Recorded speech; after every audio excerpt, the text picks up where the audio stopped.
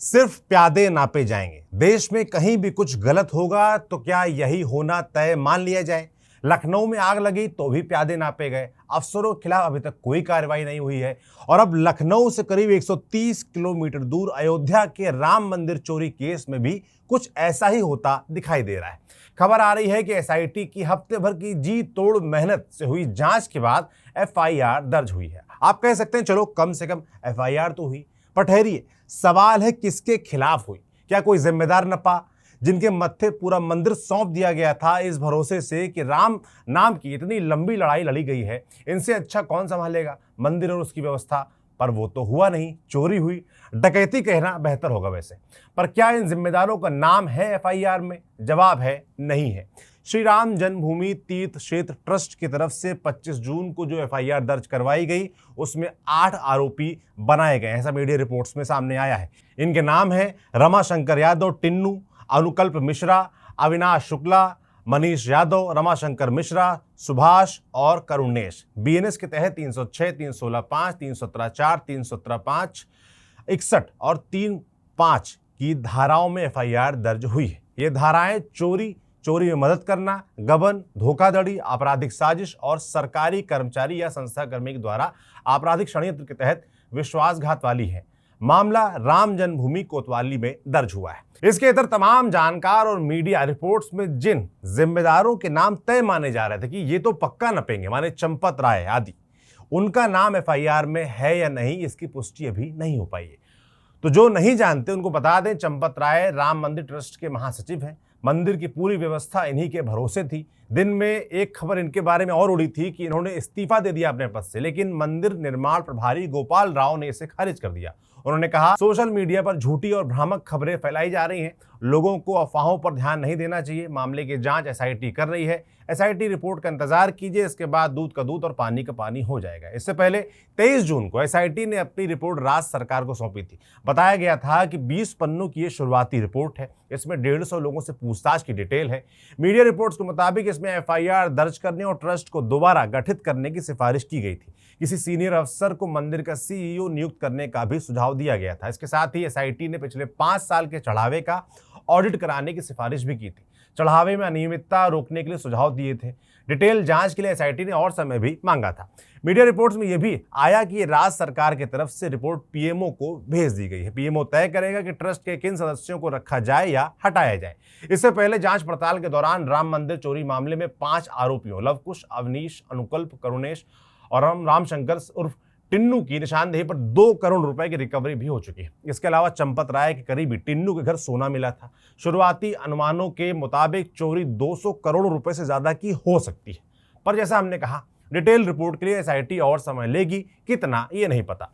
CM Yogi Adityanath जरूर कुछ दिन पहले अयोध्या में बोले थे कि 15 दिन का समय दें, राम भक्त दूध का दूध पानी का पानी हो जाएगा। खैर, अभी 15 दिन पूरे नहीं हुए हैं तो राम भक्त इस डेडलाइन का भी इंतजार जरूर कर रहे होंगे। 29 जून को यह डेडलाइन पूरी होगी तो सवाल यह है कि क्या इसमें आगे चलकर चंपत राय जो कि महासचिव हैं, सारा जिम्मा इनके भरोसे था, ट्रस्टी डॉक्टर अनिल मिश्रा और निर्माण प्रभारी गोपाल राव जैसे नाम जुड़ेंगे या नहीं, या 29 के बाद भी यही स्टेटस रहने वाला है, इस पर भी सबकी नजर रहेगी। इस बीच 25 जून की सुबह एसआईटी से आप सांसद संजय सिंह भी मिले। जमीन घोटाले से जुड़े सबूत उनको सौंपे। संजय सिंह ने बाहर आकर कहा, राम मंदिर में जमीन घोटाले के 11 कागजात मैंने एसआईटी को सौंपे हैं। उन्होंने कहा, एक एक कर सब सामने आ रहा है, पैसे की बरामदगी हो चुकी है, चढ़ावे में चोरी के तमाम साक्ष्य मिल चुके हैं, फिर भी अब तक कोई जेल क्यों नहीं गया, किसी की गिरफ्तारी क्यों नहीं हुई, कोई एफआईआर अब तक दर्ज क्यों नहीं हुई, ये बेहद हैरान करने वाला है। हालांकि एफआईआर अब दर्ज हो गई। दरअसल संजय सिंह ने यह भी दावा किया था कि उनके पास अयोध्या में जमीन घोटाले से जुड़े सबूत हैं। इसके बाद एसआईटी के प्रमुख कुमार विश्वास पंत ने उन्हें सबूत देने के लिए बुलाया था। दरअसल संजय सिंह ने दावा किया था कि उनके पास अयोध्या में जमीन घोटाले से जुड़े सबूत हैं। इसके बाद एसआईटी के प्रमुख विजय विश्वास पंत ने उन्हें सबूत देने के लिए बुलाया था। इसी बीच एफआईआर मामले में राजनीतिक प्रतिक्रियाएं भी आनी शुरू हो गई हैं। सपा सुप्रीमो अखिलेश यादव का एक्स पर पोस्ट आया। उन्होंने तंज करते हुए लिखा है, भाजपा राज में नाइंसाफी की दिखेगी ये झांकी, फुनगी को फांसी, शाखाओं को मिलेगी माफी।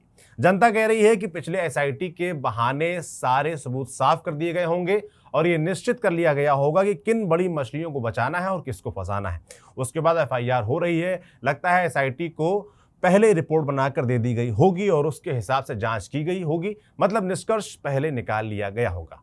इससे पहले इस मामले में अरविंद केजरीवाल का भी एक्स पर पोस्ट आया। उन्होंने लिखा, चंपत राय ने पीएम को हिसाब देने से मना कर दिया। आखिर चंपत राय में इतनी हिम्मत कैसे आ गई? वो ऐसे कौन से राज जानते हैं कि पीएम भी उनके सामने मजबूर हैं? दूसरी ओर एसआईटी छोटे छोटे कर्मचारियों को बुलाकर पूछताछ कर रही है और सबकी आंखों में धूल झोंक रही है।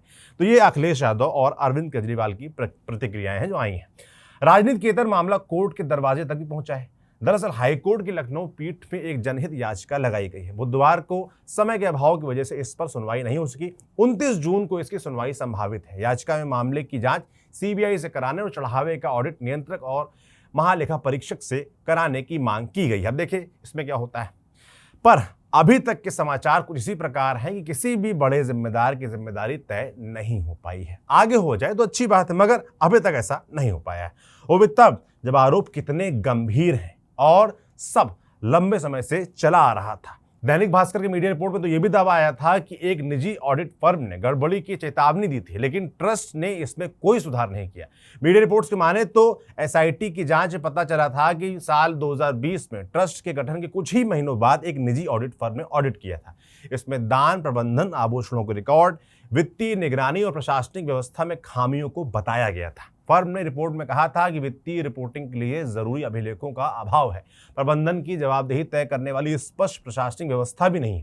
कहा था कि इसमें सुधार करने की जरूरत है, लेकिन फर्म के सुझाव की ओर ध्यान नहीं दिया गया, न ही कमियों को दूर करने के लिए कोई कदम उठाए गए। पिछले 6 साल से व्यवस्था वैसी की वैसी चली आ रही थी। अब हम इन दावों की पुष्टि नहीं कर सकते, मगर ऐसा है तो फिर जिम्मेदारों की जिम्मेदारी तय होनी चाहिए कि नहीं? इस एफआईआर में बड़े नाम होने चाहिए थे कि नहीं?